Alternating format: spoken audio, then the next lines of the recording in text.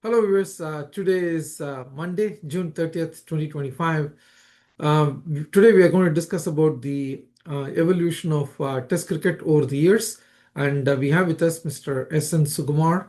Welcome back, Mr. S.N. Sukumar, to this program. So first, let me ask you, Mr. Sukumar, there were a lot of changes that has happened over the years in Test cricket. Some of them are very good, some of them are not so good, but nevertheless, uh, Test cricket has transformed in a much bigger way, or evolved in a much bigger way in the last few years. So we just wanted to look back at exactly how we started and how we have evolved to this current day version of Test match cricket. So first, I would like you to take us through the origin of cricket and then how it evolved to this present day, especially in terms of Test cricket. Suresh, this is a very interesting point in the sense the Test cricket emergence and then the changes it has taken place over a period of years, and it will be very interesting for the 2K kids who actually following cricket with a very high enthusiasm. Actually, India Test cricket actually started in the year 1932, wherein we were the sixth test nation to be given the test status. But after playing 20 years, we were able to reach the first test in 1952.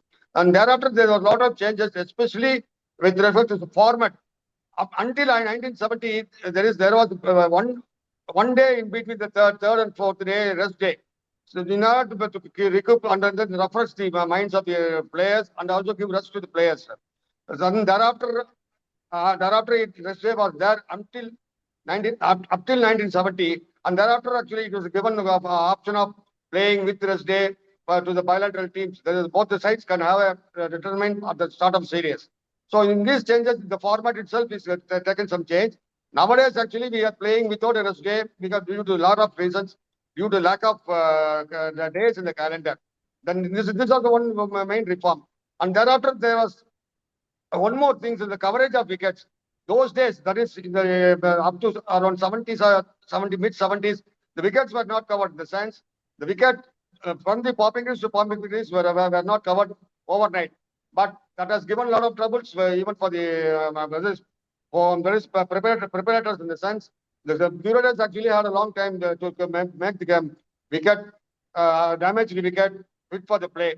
So they thought that they will cover the entire wicket with a lot of blankets and steel covers, and then they ensured good play on the subsequent day. So this is a good reform, and I totally agree with this.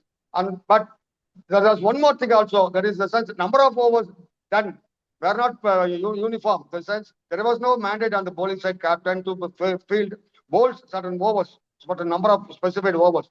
They were only at the discretion. That is, if they do well, they will bowl more overs. If there's some partnership is going on, and then they want to slow down the game, they will very well do by so many tactics, and then see that the time is reached faster than the number of overs. So these are also got reformed, and then ICC took a policy to make mandatory 90 overs per day, whomsoever bowled. So this was a good reform, and then it is a good in the interest of the public, that is paying public who witness the game, filling the galleries. And then one more thing also, this number of the neutral umpires concept that was emerged only after getting lot of debatable decisions. In the sense, the home side was taking the advantage of this concept of benefit of doubt. This benefit of doubt was always benefiting the home side. They saw that the umpires, by knowingly or unknowingly, they were only favoring the home side, and that took a lot of turns in the result of the series or result of the match itself. And the ICC initiated the concept of neutral umpires, that is, posting foreign umpires to the test matches. Wherever it is played, even in Melbourne, they will play Indian umpires. When they play in England, they will play a Pakistan umpire, and so on, like that. And this is also a very important reform, and that is taken the game towards neutrality, and then to a very favorable results for whatever. Whichever team plays well, they will achieve the result what they deserve. It is due to their good performance. Okay, so let's look at some of these changes that you had outlined. First, let's look at the neutral umpiring issue. This I know was a huge issue before. In fact, when India played Australia in the 81 series on the last test match in Melbourne, India won that test match, but in that particular match, in the first innings, Greg Chappell would score somewhere close around 70 odd runs.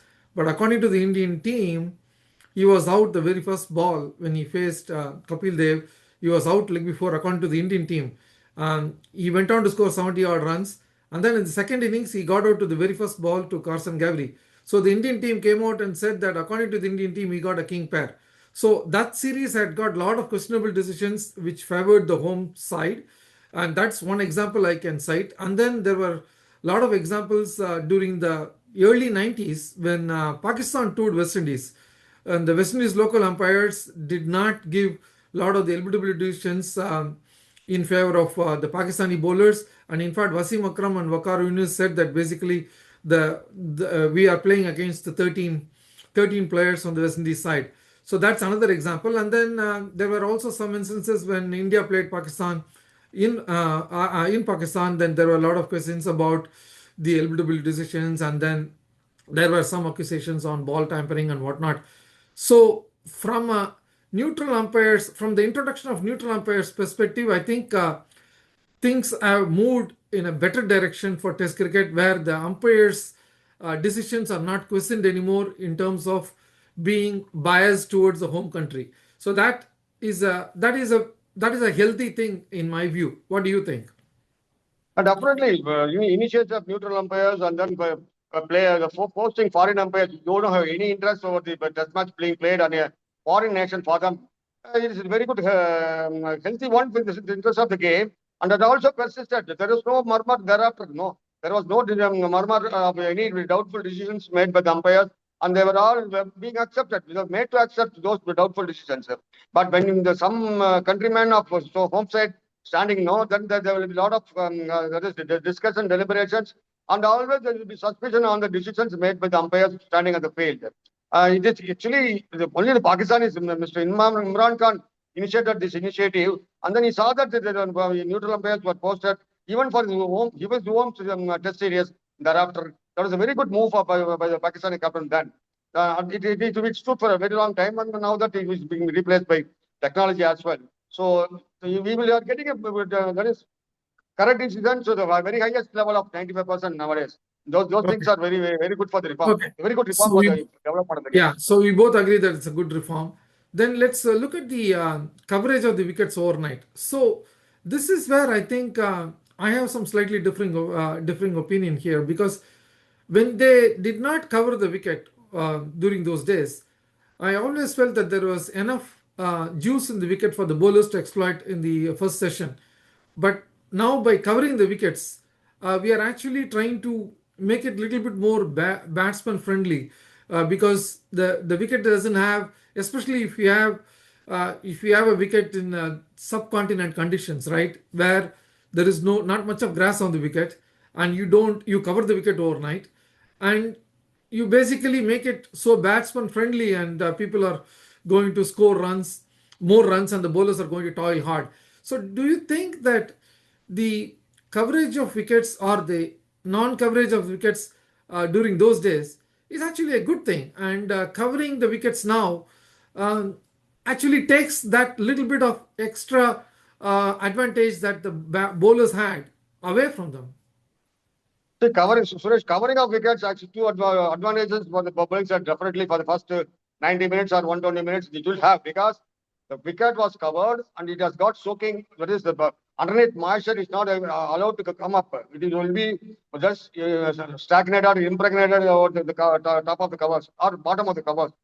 Then that is why the covers are removed just 2 hours earlier prior to the that is start of play. So in that No, way, it is being. no. The issue is, see, they are covering the wickets, but they are removing it 2 hours before the game. So whatever moisture that was there is actually dried out by the time they start the play. Whereas if you keep it open overnight, at least there is, I mean, you have some kind of juice on the wicket left, because it's been exposed overnight throughout the night. So I definitely think that it will be helpful to bowlers if you keep it open overnight. Of course, if there is Definitely rain, helpful to the bowlers, provided the play starts in time or minimum delayed start.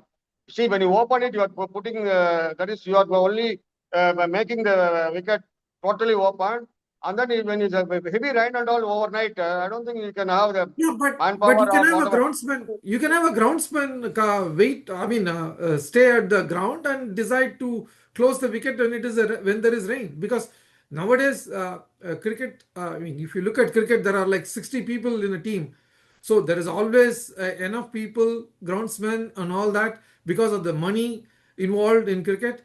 You can always employ enough people to just watch overnight and cover the wicket if there is a rain. Otherwise, you can keep it open. That's my view. I still feel like keeping it open. I think it's a good idea to at least make sure that the bowlers get some help. But let's look at our other point, which is the number of overs. That's very important because previously they used to bowl only 70-75 overs a day. Now there is a mandate that they have to bowl 90 overs a day. So that has definitely, in my view, taken the draw a little bit out of the contention because if you play 5 full days, you get like 450 overs for sure. Whereas previously you get probably 320, 350 overs. So, what do you think about that? I feel it's a big plus. Definitely, it is a big plus for the game of cricket. In the sense, the paying public were given the full compensation for whatever the amount they pay to watch the cricket. Because 320 overs over 5 days, you definitely will get boring because there don't be any progress. Suppose the batting side wants to push up also, they might not score more than four. Then what happens? 280, 260 runs only we will have after playing a day's play. And then that is not difficult. That is you are not reaching the desired target of whatever 350 or 400 within a specified time because number of overs bowled is very, very less. So in order to have that uniformity, what the ICC made was you have to bowl 90 overs mandate. Now, even then, 90 overs is not bowled nowadays because of so many reasons. Because if you are bowling only 80 to 85, even in England also they bowl 80 to 85 only, not 90. So this is using 5 overs is okay, but to get a result over 5 days, you will have to bowl minimum of 90, so that 450 overs you have a chance of getting a there is good result. Whichever team performs well, especially the bowling side, they will definitely get the desired result. Yeah, so let me look at one more thing that was useful or that was good before that has not been practiced now. Let's take the instance of result oriented cricket, right? Previously we had matches where it can go on till the result till you get a result. That might be a stretch, but in the 74-75 series between India and West Indies, the series was tied at 2-2 going into the fifth test, but both sides decided to play an extra day on the fifth test so that the series will have some kind of a definitive advantage to one team or the other. So you will get a result on that. And we actually, the India and West Indies played a 6 days play worth of plays test match on that final match, and eventually India went on to lose that game. But still, we had that 6 day test match. I'm not talking about rest day here. I'm talking about 6 days worth of cricket test match, and I think people should look at that. ICC should look at that now. You should not restrict to 5 days of cricket. You should try to extend it to the sixth or seventh day if there is no result. So I think in a way that the option that the teams had, they should reintroduce that now. I think it's what I feel. What do you think? It's totally between the two test nations. They can always have an agreement before the test series to have this type of different situation. When whatever that is this type of situations. When what we mentioned the Bombay test, they made it only after the fourth test because it was a two tied. That is two all. They made it. They wanted to have a test series victory for either side, but it is very magnanimous of Indian test team to agree for that because even at shard series will have good credit for the Indian team, but they thought they can do well. But 6 days definitely totally they did not bat well those 6 days, so we lost the series. But should be an option between the two test plus playing nations. That is, I disagree. No, I disagree. yeah. Why it should be an option? Why can't the ICC say If there are no results on the first 5 days of the test match, it should get extended to the sixth day and possibly the seventh day. If the draw should come into the picture only if there are no results for 7 days. Why can't you do that? Because test cricket will be a lot more interesting. Because the draw will be taken out of the equation. Yeah, as I said, then the draw will be taken out of the equation, and then it can be even now. There are many draws are very minimal nowadays because of the aggression shown by the batters. That way, even at this point of time, draws are very minimal. So these things might be considered in coming days if there is going to be something. Draws are going to be higher. In the sense, if it is going to be 2 out of 10 test matches played, there's going to be draws. Then they might think of the having a sixth day or some more days to get a final result. Okay, so I will take this as your final thought on this topic, but we do want to come back to you with another episode on how you can further reform the test cricket to make it more interesting. One such option I talked about is the extension of the day to sixth or seventh day, but there are other options as well. We will come back to you guys with another episode. Thank you very much, Mr. Sukumar, for your time.